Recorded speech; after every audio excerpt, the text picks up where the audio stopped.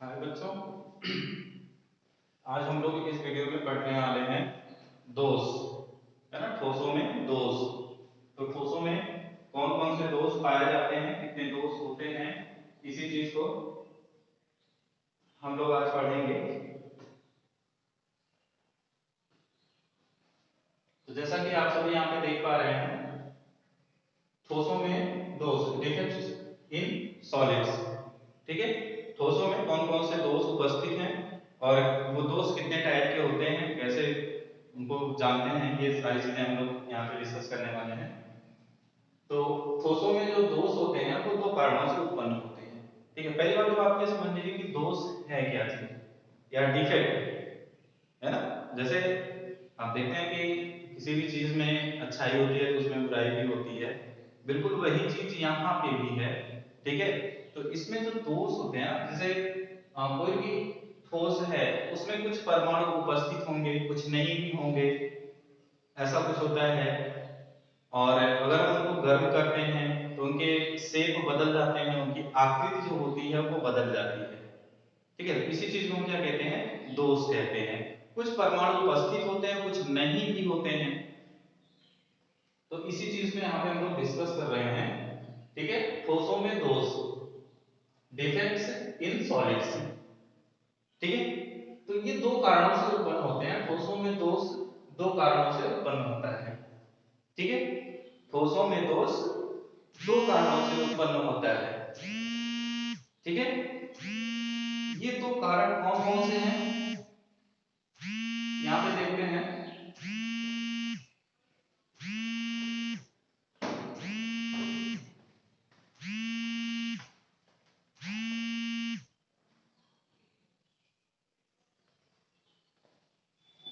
ये दो कारण कौन कौन से हैं, पहला तो है ताप, दूसरा है अशुद्धियों की उपस्थिति। ठीक है, पहला है ताप और दूसरा है अशुद्धियों की उपस्थिति। तो कुछ ताप के कारण होता है, कुछ अशुद्धियों के कारण होता है। ठीक है, ताप के कारण यहाँ पे जो टेम्परेचर लेते हैं वो है परम शून्य ताप। ठीक है, या आप कह सकते हैं कि 0 केल्विन से, ठीक है, 0 केल्विन से अगर एबव हो गया, ठीक है, तो उसके शेप बदलने शुरू हो जाएंगे, उसमें कुछ परिवर्तन आ जाएगा। ठीक है, इसके बाद फिर है अशुद्धियों की उपस्थिति।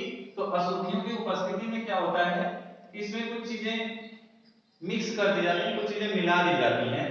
ठीक है, तो उसमें हम जब मिलाते हैं तो उसके कारण कुछ अशुद्धियां आती हैं। हाँ,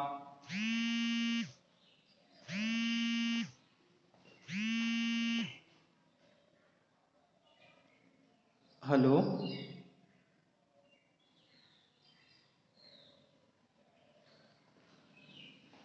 तो सर यहाँ पे कुछ उपस्थितियों के अशुद्धियों के कारण होता है। ठीक है, तो इसमें जैसे सिलिकॉन है, NaCl है, ये सारी चीजें हो जाती हैं। ठीक है, इलेक्ट्रॉनिक अपूर्णता। इसके बाद अगला पॉइंट जो हमारा आता है वो है इलेक्ट्रॉनिक अपूर्णता। इलेक्ट्रॉनों में अपूर्णता के कारण, ठीक है, तो कहीं इलेक्ट्रॉन उपस्थित है, कहीं पे नहीं भी होता है। तो इनमें क्या होता है, इनमें किसी में इलेक्ट्रॉन उपस्थित होगा तो किसी में नहीं भी होगा। ठीक है, कहीं कहीं ये कंडीशन पाए जाते हैं। अगला है परमाणविक अपूर्णता। तो परमाणविक अपूर्णता में क्या होता है कि इसमें भी पूरे पूरे परमाणु ही नहीं उपस्थित होंगे। ठीक है, अपने एक्चुअल प्लेस पर नहीं उपस्थित होते हैं, अदरवाइज कहीं भी हो सकते हैं। ठीक है, अपने एक्चुअल प्लेस पर उपस्थित नहीं होते हैं, अदरवाइज कहीं भी उपस्थित हो सकते हैं। ठीक, इसके बाद फिर यहां पे आता है कि परमाणविक अपूर्णता के बाद फिर हमारा है बिंदु दोष। ठीक है, अब ये परमाणविक अपूर्णता जो है ये दो टाइप है। ठीक है, इसमें मैंने ए और बी करके दिखाया है। तो यहाँ पे पहला पॉइंट हमारा है ए, इसके बाद आगे और भी है तो उनको हम डिस्कस करेंगे। ठीक है, ए यहाँ में पहला है बिंदु दोष। क्या है, बिंदु दोष। किसी क्रिस्टल में परमाणुओं या परमाणु समूहों की आवर्तीता में विचलन होने के कारण उत्पन्न दोष बिंदु दोष कहलाता है। किसी क्रिस्टल में परमाणु या परमाणु समूहों की आवर्तीता में विचलन होने के कारण उत्पन्न दोष बिंदु दोष कहलाता है। तो यहाँ पे आवर्तिता के कारण यानी कि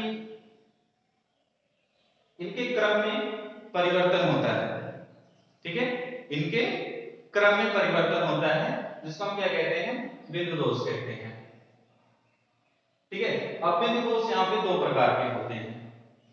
कितने प्रकार के होते हैं बिंदु दोष? दो प्रकार के होते हैं। कौन कौन से हैं? पहला तो है स्टोइकियोमेट्रिक दोष, ठीक है, पहला है स्टोइकियोमेट्रिक दोष। इसके बाद दूसरा जो हमारा आता है वो है नॉन स्टोइकियोमेट्रिक दोष, ठीक है। तो यहाँ पे ये हो गया।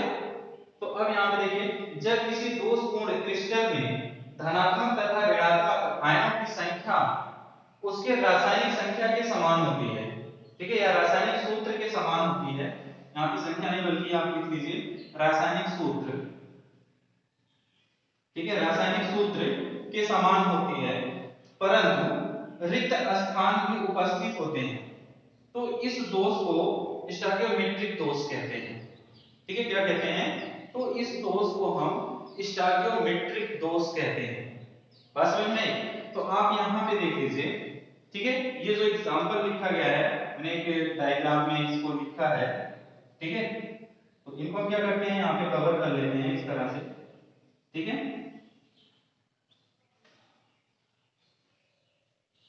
तो कुछ ऐसे होते हैं। अब इसमें क्या होता है कि कहीं पे इलेक्ट्रॉन उपस्थित है तो कहीं पे खाली है, ठीक है। जैसा कि आप यहाँ पे देखिए, ठीक है, ये इलेक्ट्रॉन यहाँ पे क्या है, यहाँ पे परमाणु भी उपस्थित है, क्योंकि हम यहाँ पे पढ़ रहे हैं ये चीज, ठीक है, परमाणु का मतलब यहाँ पे पूरा पूरा परमाणु या धनायन हो या ऋणायन हो, कुछ भी हो सकता है, ठीक है। तो यहाँ पे देखिए, यहाँ पे क्या होना चाहिए था, ये अल्टरनेट है, यहाँ पे पॉजिटिव आयन है तो यहाँ पे नेगेटिव आयन है, यहाँ पे फिर पॉजिटिव फिर नेगेटिव, इस तरह से। तो यहाँ पे नेगेटिव है तो यहाँ पे क्या होना चाहिए था, पॉजिटिव आयन, यानी कि यहाँ पे एक पॉजिटिव आएगा, ठीक है, जो कि यहाँ पे उपस्थित नहीं है, ठीक है। और बिल्कुल उसी तरीके से यहाँ पे क्या होना चाहिए था, यहाँ पे भी नेगेटिव होना चाहिए था, जो कि यहाँ पे प्रेजेंट नहीं है, ठीक है।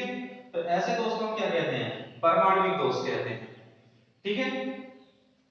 जस्ट यही चीज यहाँ पे हम देखते हैं साटकी दोष में, ठीक है। अब यहाँ पे स्टोइकियोमेट्रिक दोष दो टाइप के हैं, दो टाइप के कौन कौन से? पहला तो है साटकी दोष, ठीक है। ये दोष किन किन चीजों में पाया जाता है, कैसे कैसे ठोस में पाया जाता है, ठीक है। तो यहाँ पे देखिए, यही चीज बिल्कुल यही एग्जांपल यहाँ पे है, ये चीजों में पाया जाता है। तो यहाँ पे देखिए एन ए क्या है, एन ए पॉजिटिव है, ठीक है, यहाँ पे एन ए पॉजिटिव है, सोडियम क्लोरीन यहाँ पे नेगेटिव है, पोटेशियम पॉजिटिव, यहाँ पे क्लोराइड, फिर यहाँ पे पोटेशियम पॉजिटिव है, ब्रोमीन नेगेटिव है, ठीक है, ये भी पॉजिटिव है, यहाँ पे ये नेगेटिव हो गया, ये पॉजिटिव है, ये नेगेटिव है, सीजियम क्लोराइड, ठीक है। तो ये सभी में जो है ये दोष उपस्थित होता है, जिसको हम क्या बोलते हैं, इसी को हम बोलते हैं यहाँ पे साटकी दोष, ठीक है। तो यहाँ पे कहीं ना कहीं परमाणु अनुपस्थित होंगे, कहीं ना कहीं परमाणु अनुपस्थित होंगे, अब वो चाहे धनायन हो या ऋणायन, ठीक है। क्योंकि ऐसे में तो आयन भी पाए जाते हैं, क्रिस्टल में तो आयन भी होते हैं, तो यहाँ पे धनायन भी अनुपस्थित हो सकता है, ऋणायन भी अनुपस्थित हो सकता है, दोनों अनुपस्थित हो सकते हैं, ठीक है। तो ऐसे दोष को हम क्या कहते हैं, साटकी दोष कहते हैं। इसके बाद अगला हमारा आता है, ठीक है। अब यहाँ पे एग्जांपल क्या क्या है, यहाँ पे एग्जांपल है साटकी दोष के एग्जांपल्स हैं, सोडियम क्लोराइड है, पोटेशियम क्लोराइड है, ठीक है, पोटेशियम ब्रोमाइड है, सिल्वर ब्रोमाइड है और सीजियम क्लोराइड है, ठीक। इसके बाद दूसरा आता है हमारा फ्रैंकेल दोष, ठीक है, फ्रैंकेल दोष।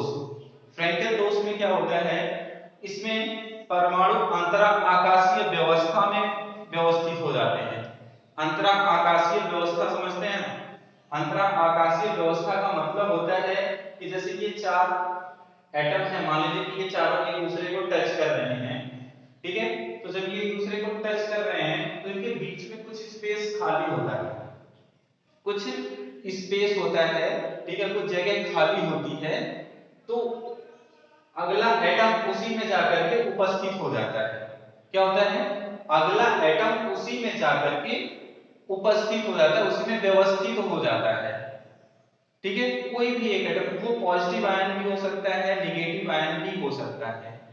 ठीक है, तो फ्रैंकल दोष में यही होता है कि किसी भी क्रिस्टल में जब कोई धनायन या ऋणायन अंतरा आकाशीय व्यवस्था में आकर के व्यवस्थित होता है, तो ऐसे दोष को हम फ्रैंकल दोष कहते हैं।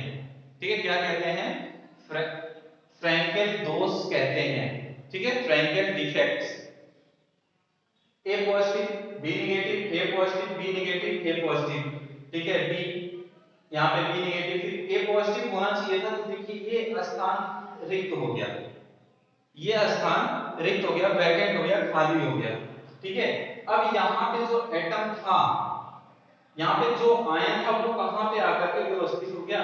यहाँ पे देखिए, इनके बीच में आकर के व्यवस्थित हो गया, यहाँ पे। ठीक है, तो इसी को हम क्या कहते हैं? इसी को हम कहते हैं फ्रैंकल दोष।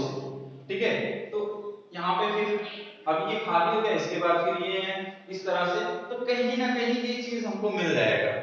अब ये किन किन यौगिकों में पाया जाता है, किन किन क्रिस्टलों में पाया जाता है? तो यहाँ पे देखिए एग्जांपल। ठीक है, सिल्वर क्लोराइड है, सिल्वर ब्रोमाइड है, सिल्वर आयोडाइड है।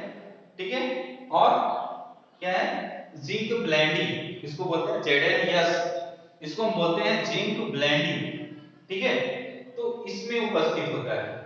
ठीक है, जेडेनियस इसको बोलते हैं जिंक ब्लेंडिंग, तो इनमें उपस्थित होता है। अच्छा, यहाँ पे देखिए कुछ कॉमन दिखाई दे रहा है। ठीक है, AgBr। ठीक है, AgBr यहाँ पे भी है और AgBr यहाँ पे भी है। ठीक है, कौन कौन से दोष में? साटकी दोष और फ्रैंकल दोष, दोनों में AgBr है, सिल्वर ब्रोमाइड। इसका मतलब ये है कि कहीं ना कहीं इसमें साटकी दोष भी पाया जाता है। ठीक है, और कहीं ना कहीं क्या होता है कि इसमें फ्रैंकल दोष भी पाया जाता है, दोनों पाए जाते हैं। ठीक है, अब ये इनके सिचुएशन के ऊपर डिपेंड करता है, टेम्परेचर और प्योरिटी के ऊपर डिपेंड करता है। ठीक है, कितना प्योर है, कितना इम्प्योर है, और इसका टेम्परेचर क्या है। ठीक है, अगर टेम्परेचर ज्यादा कर देंगे तो ये वाला पाया जाएगा। ठीक है, और अगर इसमें हम इम्प्योरिटीज बढ़ा देते हैं, यहाँ पे देखिए अशुद्धियों की उपस्थिति है ना, तो अशुद्धियों की उपस्थिति के कारण भी होता है। अशुद्धियां अगर उपस्थित हैं तो ये चीजें पाई जाती हैं, क्योंकि इलेक्ट्रॉन फिर क्या होता है, यहाँ से वो जो आयन है वो हट करके कहीं और व्यवस्थित हो जाता है। तो हो सकता है कि इसके स्थान पर कोई इम्प्योरिटीज आकर के उपस्थित हो। तो यहाँ पे अगर इम्प्योरिटी उपस्थित है तो जाहिर सी बात है ये यहाँ पे आ जाएगा, या कहीं इस तरह से जरूरी कि यहीं पे आए, ये यहाँ से बजाय यहाँ पे हो सकता है, यहाँ पे हो सकता है, यहाँ हो सकता है, यहाँ पे हो सकता है। ठीक है, तो इस तरह से ये व्यवस्थित होते हैं। तो ऐसे दोष को हम क्या कहते हैं? फ्रैंकल दोष कहते हैं। तो ये रहे इनके कुछ एग्जांपल्स। ठीक है, बाकी की चीजें हम लोग नेक्स्ट वीडियो में डिस्कस करेंगे।